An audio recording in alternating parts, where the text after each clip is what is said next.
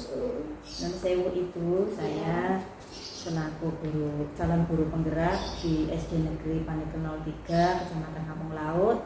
Hari ini akan melakukan wawancara kepada Ibu selaku kepala sekolah di SD Negeri Panikel 03 ini, yaitu dalam rangka memenuhi tugas demonstrasi kontekstual modul 3.1 terkait dengan pengambilan keputusan berbasis nilai-nilai kebajikan sebagai pemimpin. Terima kasih Ibu atas waktunya yang diberikan. Dan saya Ibu bisa dimulai. Silakan Mas. Ya Ibu, selama ini Ibu menjadi pemimpin di sekolah ini, yaitu bagaimana Ibu dapat mengidentifikasi kasus-kasus yang merupakan dilema etika atau bujukan moral Ibu. Tanggapan saya masalah mengidentifikasi kasus-kasus yang merupakan dilema etika atau bujukan moral. Saya sebagai seorang pemimpin di sebuah instansi pendidikan pasti akan mengalami beragam kasus yang kita hadapi. Baik itu kasus yang keduanya benar atau saling bertentangan, yang dikenal sebagai dilema etika, ataupun kasus yang salah satunya benar dan yang lainnya salah. Kedua kasus tersebut harus dapat diidentifikasi dengan benar agar tidak ada kesalahan dalam pengambilan suatu keputusan. Berarti Ibu di sini dalam mengidentifikasi kasus tersebut, Ibu mengidentifikasi terlebih dahulu kasus yang dihadapi, baik itu benar lawan benar maupun benar lawan salah, seperti itu Ibu, yang merupakan dilema etika di sekolah yang Ibu pimpin. Terus untuk selanjutnya Ibu, selama ini bagaimana Ibu dalam menjalankan pengambilan keputusan sekolah Ibu, terutama untuk kasus di mana ada dua kepentingan yang sama-sama benar atau sama-sama mengandung nilai kebajikan Ibu? Dalam hal ini, saya untuk menanggapi kasus seperti itu, saya akan mempertimbangkan kedua hal yang sama-sama benar, membenturkan faktor apa atau pihak mana, apakah kepentingan itu perorangan atau kepentingan itu banyak, yang mengandung nilai-nilai kebenaran atau kesetiaan, rasa adil atau belas kasihan, ataukah berdampak untuk saat ini maupun yang akan datang. Berarti di sini Ibu dalam mengambil keputusan itu melihat kepentingan yang ada pada kasus tersebut Bu. Betul. Berarti di sini Ibu tetap mempertimbangkan kedua hal tersebut baik benar maupun salah dan melibatkan pihak-pihak yang berkepentingan seperti itu. Terus tidak harus seperti ini, Ibu tetap mempertimbangkan nilai-nilai kebenaran atau kesetiaan yang ada pada pengambilan keputusan yang akan Ibu ambil. Betul, tidak serta-merta harus begini itu tidak, tapi kita musyawarahkan, kita pilih dan pilih kasus itu benar atau tidak. Jadi intinya kita selaku orang tua harus bijak dalam mengambil suatu keputusan agar dalam keputusan itu tidak salah langkah. Jadi kita intinya yaitu mengambil keputusan yang bijak. Mengambil keputusan yang bijak yang tidak berdampak negatif pada pihak-pihak yang terkait, seperti itu. Tidak ada yang dirugikan. Tidak ada yang dirugikan berarti itu sangat penting sekali, harus dipertimbangkan dengan baik. Terus selanjutnya Ibu, langkah-langkah atau prosedur seperti apa yang biasa Ibu lakukan selama ini dalam pengambilan keputusan, langkah-langkahnya Ibu? Dalam hal ini saya akan mengambil langkah-langkah sebagai berikut. Satu, dengan mempertimbangkan kepentingan peserta didik jika kasus itu berhubungan dengan peserta didik. Yang kemudian berdasarkan pada prinsip berpikir berbasis hasil akhir atau berpikir berbasis peraturan dan berpikir berbasis rasa peduli. Apa tahap ini dilakukan yaitu untuk investigasi dengan memeriksa kembali fakta-fakta untuk mempermudah mengambil suatu keputusan. Oh, di sini berarti Ibu prosedurnya yang dilakukan Ibu mempertimbangkan kepentingan peserta didik ya Bu ya, di situ ya.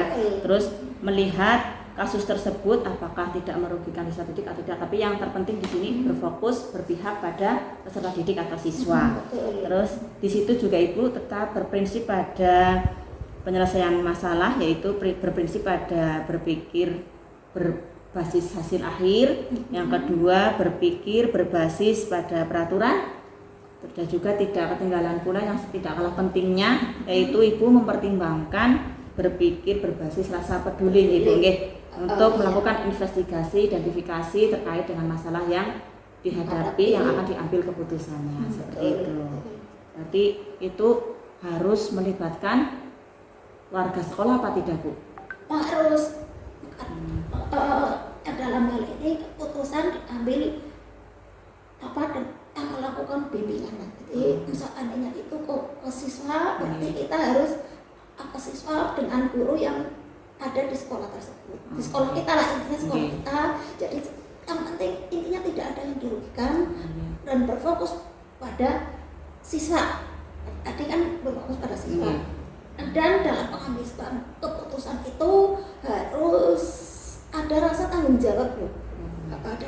Itu yang lebih penting, ada rasa tanggung jawab dalam segala hal mengambil suatu keputusan. Berarti ini keputusan yang diambil harus dapat dipertanggungjawabkan Ibu nggih. Luar biasa. Terus Ibu, untuk hal-hal yang selama ini Ibu anggap efektif dalam pengambilan keputusan pada kasus-kasus dilema etika, itu apa saja Bu hal-hal yang dianggap efektif oleh Ibu?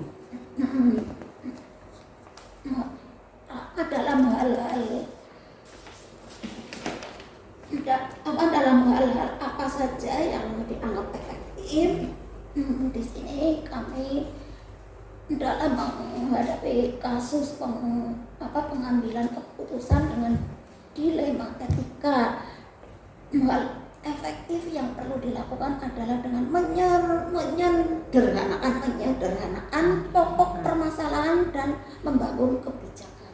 Jadi intinya itu. Jadi kita menyederhanakan pokok permasalahan itu, kemudian kita membangun kebijakan. Jadi kita melihat dulu masalahnya, lalu sebagaimana caranya masalah tersebut kita sederhanakan. Terus untuk lebih lanjutnya dalam pengambilan keputusan kita harus bisa membangun kebijaksanaan seperti itu Bu. Biasa. Nah Ibu, untuk selanjutnya selama ini yang merupakan tantangan yang Ibu hadapi dalam pengambilan keputusan di sekolah Ibu ya terkait dengan kasus-kasus dilema etika, tantangan yang Ibu hadapi itu contohnya seperti apa, hal apa saja Bu? Tentunya dalam suatu pengambilan keputusan pasti ada tantangannya itu ya. Pasti ada dimanapun, tidak hanya di dunia pendidikan saja. Nah kita kebetulan di dunia pendidikan, jadi tantangan kita di dalam hal ini yaitu mungkin ada pihak-pihak yang tidak menerima keputusan kita lah. Kadang ada yang tidak menerima dengan keputusan kita, namun kita harus bersifat bijak. Itu harus secara ikhlas menerima dan menjalankan keputusan menjadi sebuah tantangan. Jadi kita menjalankan dengan ikhlas, kemudian menerima dan menjalankan keputusan itu menjadi sebuah tantangan, serta tetap istiqomah dalam menjalankan keputusan yang sudah kita sepakati. Di sini berarti Ibu tantangan terbesarnya yaitu harus siap harus siap menerima dengan ikhlas untuk menjalankan keputusan tersebut dan harus berusaha istiqomah dengan keputusan yang sudah disepakati dengan pihak-pihak terkait. Oh iya Ibu, untuk selanjutnya apakah Ibu memiliki sebuah tata kelola atau jadwal tertentu dalam sebuah penyelesaian kasus dilema etika yang ada di sekolah Ibu? Misalnya terjadwal seperti apa atau bagaimana itu dalam penyelesaian pengambilan keputusan. Dalam hal ini secara khusus kita tidak punya jadwal usul, namun dalam penyelesaian sebuah kasus kita prioritaskan kasus mana yang perlu diselesaikan secepatnya tergantung dari jenis kasus tersebut, dan pentingnya kasus tersebut diselesaikan secara cepat. Gitu loh, kasus ini kok memang harus cepat-cepat dilaksanakan, ya oke, kita laksanakan kasus itu secepatnya, kita selesaikan agar tercipta lingkungan sekolah yang kondusif baik untuk semua warga sekolah. Jadi tidak ada penjadwalan khusus untuk menangani hal ini, tetapi seandainya ada yang memang benar-benar harus segera ditangani, kita usahakan untuk menangani kasus tersebut. Nanti Ibu dalam mengambil keputusan itu tidak terjadwal nih di sekolah, tapi melihat dari kedalaman kasus tersebut, baik besar maupun kecil. Kalau memang kasus tersebut harus segera ditangani, harus kita ambil keputusan, berarti secepatnya nih, dengan mempertimbangkan, mengidentifikasi kasus yang sedang dihadapi. Tapi tetap berusaha tidak merugikan berbagai pihak nih, agar lingkungan sekolah tetap sehat dan kondusif. Luar biasa, berarti di sini mengutamakan lingkungan sekolah yang kondusif, tetap nyaman untuk semua warga sekolah gitu. Makanya tidak harus terjadwal. Kalau terjadwal kan harus besok tanggal sekian hari ini kayak gitu kan. Tapi kalau seperti ini, oke, ada kasus yang memang secepatnya harus kita laksanakan. Oke, kita tangani kasus secepatnya itu. Nah Ibu, dalam menangani kasus tersebut, dalam mengambil keputusan dalam kasus dilema etika, apakah ada seseorang atau faktor-faktor yang selama ini membantu Ibu mempermudah atau mengambil keputusan dalam menangani kasus dilema etika tersebut? Faktor atau seseorang, faktor-faktor yang membantu Ibu mempermudah dalam mengambil keputusan?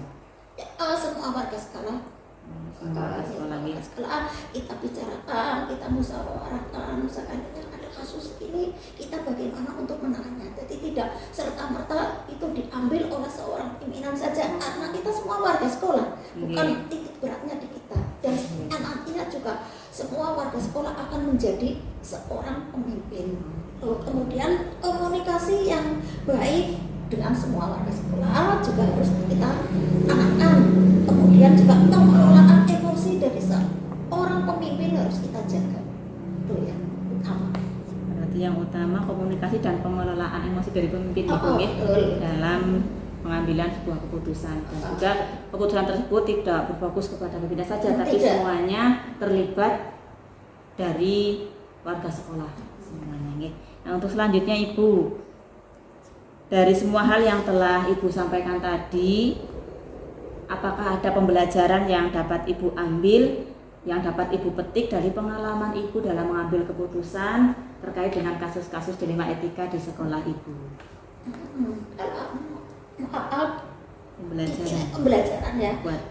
Pembelajaran yang bisa saya ambil dari sebuah keputusan itu sebaiknya mengidentifikasi jenis kasus lebih awal. Jadi kita sebaiknya mengidentifikasi jenis kasus lebih awal dengan melakukan pengujian-pengujian, lalu lakukan pengujian benar lawan benar untuk menentukan paradigma apa yang akan kita pilih sehingga keputusan bisa diambil secara prinsip-prinsip yang tidak merugikan siswa. Di sini berarti Ibu tetap melakukan identifikasi kasus secara lebih mendalam, terus di situ juga melakukan pengujian-pengujian kasus tersebut dan juga melihat paradigmanya gitu, baik itu benar lawan benar, yang itu nanti akan sebagai dasar Ibu dalam mengambil keputusan supaya keputusan itu yang terbaik dan tidak merugikan semua pihak. Intinya dari keputusan itu yang sudah kita ambil tadi sudah bagus, kemudian juga tidak merugikan siswa. Itu yang paling penting berarti tidak merugikan siswa. Tapi melihat juga kasusnya itu apakah terkait dengan siswa atau yang lain. Oke. Luar biasa Ibu, terima kasih sekali atas wawancaranya, atas waktunya yang telah diberikan Ibu untuk saya. Semoga kedepannya saya bisa mengambil pembelajaran-pelajaran terkait dengan pengambilan keputusan yang berbasis nilai-nilai kebajikan universal sebagai seorang pemimpin. Terima kasih Ibu, lebihnya mohon maaf. Assalamualaikum warahmatullahi wabarakatuh. Waalaikumsalam warahmatullahi wabarakatuh. Assalamualaikum warahmatullahi wabarakatuh. Waalaikumsalam warahmatullahi wabarakatuh. Selamat siang Bapak. Selamat siang juga Mbak Celia. Ya, mohon maaf Bapak, saya mengganggu.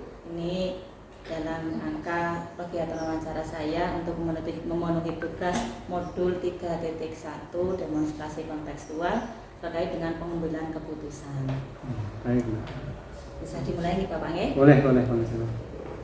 Selama ini bagaimana Bapak dalam mengidentifikasi kasus-kasus yang merupakan dilema etika atau bujukan moral di sekolah yang Bapak pimpin?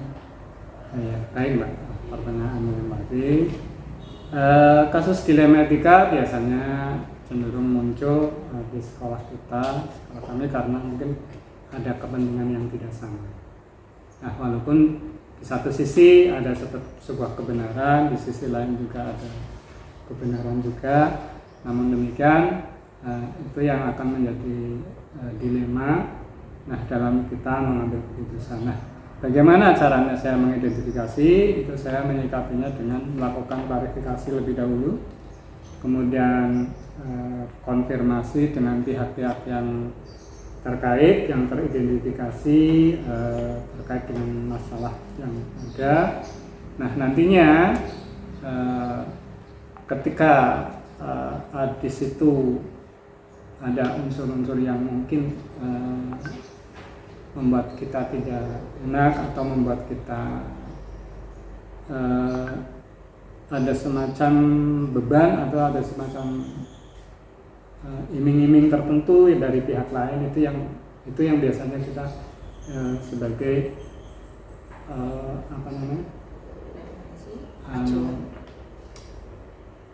bujukan moral, kita identifikasi sebagai bujukan moral.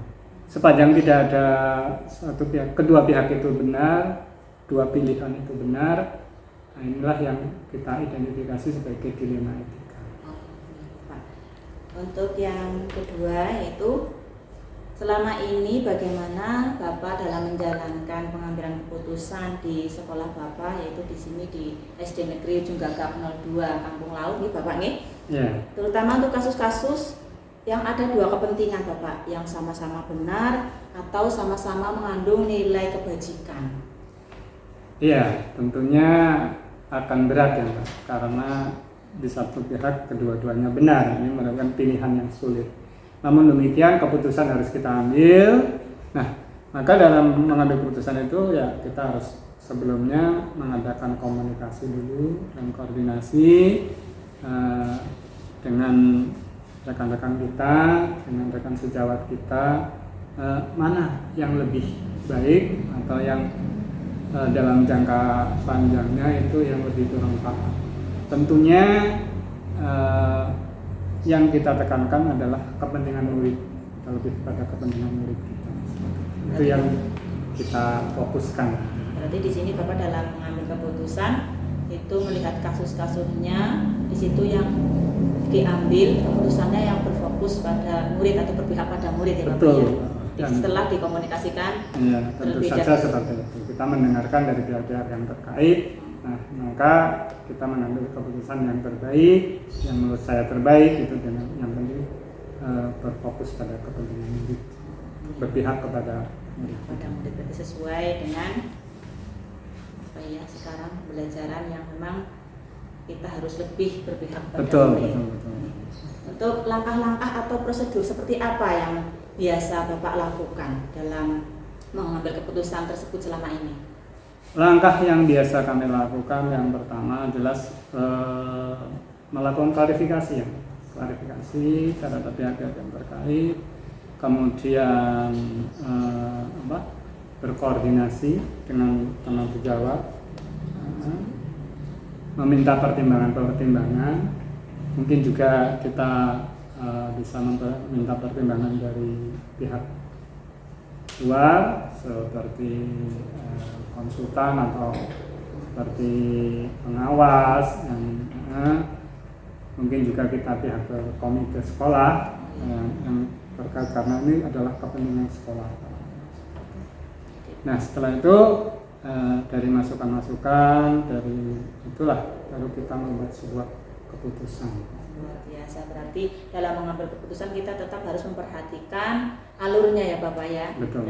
Di mana yang memangku kepentingan tersebut tidak hanya Bapak sebagai kepala sekolah ya. Betul. Di situ berarti melibatkan dari komite, terus warga rekan sejawat atau guru-guru warga sekolah di sekolah Bapak dan juga pengawas sekolah ya, tidak kalah pentingnya untuk bisa memberikan masukan-masukan terkait keputusan yang akan Bapak ambil. Itu juga kita menimbang seberapa besar kasus tersebut, seberapa urgen kasus tersebut, dan seberapa lebar pihak yang terimbas atau terkena permasalahan. Kalau misalkan cukup kita tangani secara sendiri internal ya sudah, itu kita lakukan pengambilan keputusan secara internal. Jadi melihat kedalaman kasus tersebut. Betul. Jadi kedalaman kasus, kemudian efek dari kasus itu seperti apa. Terus hal-hal apa saja yang selama ini Bapak anggap efektif dalam pengambilan keputusan pada kasus-kasus, terutama kasus di 5 ITK Pak?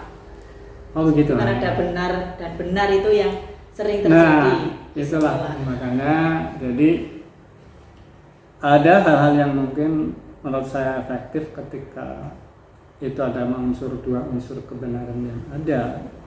Yang pertama, pertimbangan atau untuk membuat sebuah keputusan yang efektif itu kebermanfaatan, itu yang kebermanfaatan. Kemudian efek jangka pendek dan jangka panjangnya dari terus kita juga bisa belajar dari pengalaman orang lain yang mengalami hal yang sama dengan kasus serupa. Nah, bagaimana keputusannya diambil, itu sebagai pembelajaran. Berarti hal-hal yang efektif yang biasa Bapak ambil atau gunakan sebagai referensi ya Bapak ya. Betul. Yaitu yang pertama unsur kebenaran dan kebermanfaatan untuk pihak yang akan terlibat dari kasus tersebut. Betul. Yang kedua berarti efeknya itu tidak hanya melihat jangka pendek atau jangka menengah, tapi kita melihat jangka pendek, jangka menengah, jangka panjang juga ya, berkelanjutan ya. Di situ berarti kita tetap melihat paradigmanya ya. Di situ ada paradigma yang kasihan lawan rasa peduli, terus rasa kasihan yang melihat hasil akhir, itu kan juga bisa dijadikan sebagai referensi dalam mengambil keputusan berarti Bapak. Iya, jadi hasil akhir yang kita inginkan tentunya yang baik untuk semuanya. Terus di sini Bapak, hal apa saja yang merupakan menjadi tantangan Bapak dalam mengambil keputusan pada kasus-kasus di 5 etika yang terjadi di sekolah Bapak? Wah, ini pertanyaan yang lumayan. Tantangannya ini Tantangannya ya. Jadi tantangan yang sering muncul biasanya karena kepentingan yang berbeda, hanya bisa menimbulkan kekecewaan dari pihak-pihak yang merasa dirugikan dari keputusan itu, seperti itu. Jadi biasanya mereka tidak langsung menerima. Namun demikian, ketika saya harus memutuskan sesuatu, keputusan yang harus saya ambil, maka langkah berikutnya adalah melakukan pendekatan kepada mereka tentang mengapa kita harus mengambil keputusan tersebut. Ya, tantangannya seperti itu ketika ada yang tidak menerima terhadap hasil keputusan itu, ya kekecewaan, ya, seperti itu. Berarti tetap tantangan yang paling berat di sini harus mengambil keputusan yang tidak berdampak terlalu negatif atau berdampak kurang baik tidak bisa diterima dari rekan yang lain ya Pak ya. Iya, Jadi meminimalisir. Bapak meminimalisir hal tersebut dengan melakukan pendekatan seperti itu ya. Untuk selanjutnya Bapak, apakah Bapak memiliki sebuah tata kelola atau jadwal tertentu dalam sebuah penyelesaian kasus dilema etika di sekolah Bapak? Apakah Anda langsung mengambil keputusan atau melakukan identifikasi terlebih dahulu atau melakukan menyusun jadwal terlebih dahulu sesuai dengan prosedur untuk penyelesaiannya? Iya, untuk jadwal itu kita tidak memiliki sesuatu yang pasti, yang akan tergantung dari kasusnya. Ya. Jadi kita memperhatikan permasalahan atau kasus yang terjadi. Ketika harus kita selesaikan dalam waktu cepat, otomatis kita akan melakukannya, mengeksekusinya dengan cepat. Namun demikian, kalau kasus tersebut bisa kita selesaikan dalam ada rentang waktunya, pasti kita akan membuat jadwal untuk penanganan kasusnya seperti itu. Tapi tidak pasti kita harus jadwal semuanya, tergantung dari besar kecilnya kasus yang harus ditangani, kemudian tenggat waktu yang masih bisa tenggat waktu yang masih mungkin untuk kita mampu menunda sebuah keputusan. Jadi kalau ada tenggat waktu, maka kita akan menjadwalkan untuk bertemu dengan beberapa pihak-pihak yang terkait, kemudian mengkonsultasikan dengan pihak pengawas atau mungkin ke tingkatan yang lebih tinggi. Nah, terutama juga kita dengan rekan sejawat itu kita membicarakannya. Berarti Bapak dalam mengambil keputusan di sini melihat dari kasus tersebut apakah besar atau kecilnya, apakah bisa diselesaikan dalam jangka waktu cepat atau lambatnya, kita melihat waktu ya Pak ya di situ. Kalau memang ada tenggat waktu, kita tetap komunikasikan dengan rekan sejawat dan pihak-pihak terkait. Kalau memang kasus itu darurat harus segera diambil keputusannya, nah, tapi tetap Bapak tidak meninggalkan dari pihak-pihak terkait ya, tetap memberi konfirmasi seperti itu. Betul. Terus Bapak, untuk terkait penanganan kasus dilema etika, apakah ada seseorang atau faktor-faktor yang selama ini mempermudah atau membantu Bapak dalam mengambil keputusan kasus-kasus dilema etika di sekolah Bapak? Selama ini kalau ada dilema yang terjadi atau kasus-kasus yang terjadi di SD kita, kemudian yaitu menimbulkan dilema etika, saya selalu minta bantuan pada yang pertama itu adalah rekan guru.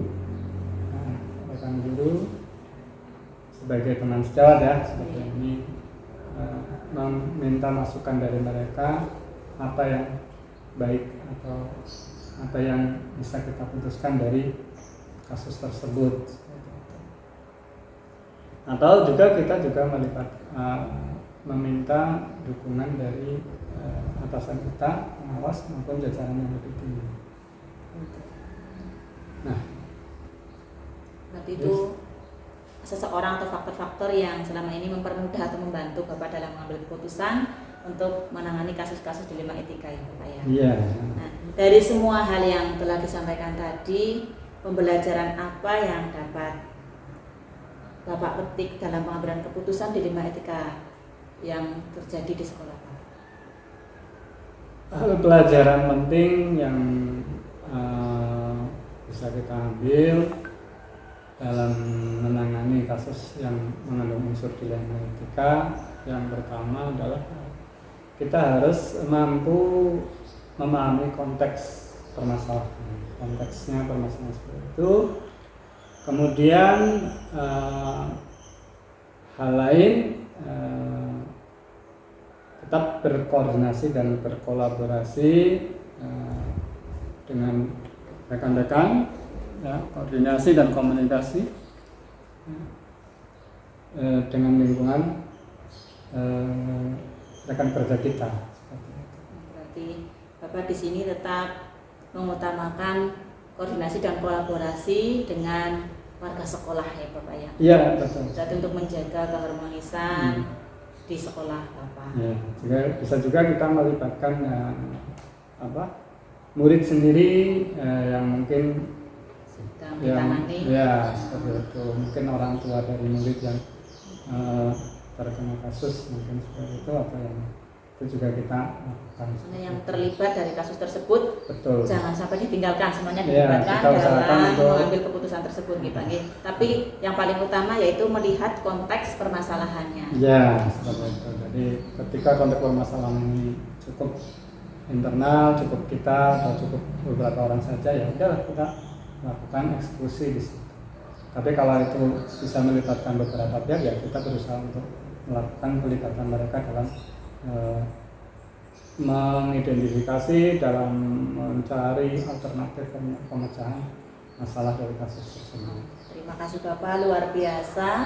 Berarti selama ini Bapak sudah bisa melaksanakan pengambilan keputusan di sekolah Bapak dengan cara yang luar biasa sekali, mengkonfirmasi, melihat kedalaman kasus tersebut dan juga bermanfaatan dari keputusan yang Bapak ambil, tetap mengutamakan pihak-pihak yang terlibat supaya tidak terjadi kesalahpahaman seperti itu ya Bapak ya. Terima kasih sekali atas waktunya Bapak, atas waktu yang diberikan untuk saya dalam memenuhi tugas calon guru penggerak angkatan 7 yaitu modul 3.1 dalam pengambilan keputusan. Sama-sama Mbak Sonia, jika misalnya jawaban kami kurang begitu memuaskan, inilah yang kami bisa sumbangkan. Demikian mungkin. Assalamualaikum warahmatullahi wabarakatuh. Waalaikumsalam warahmatullahi wabarakatuh.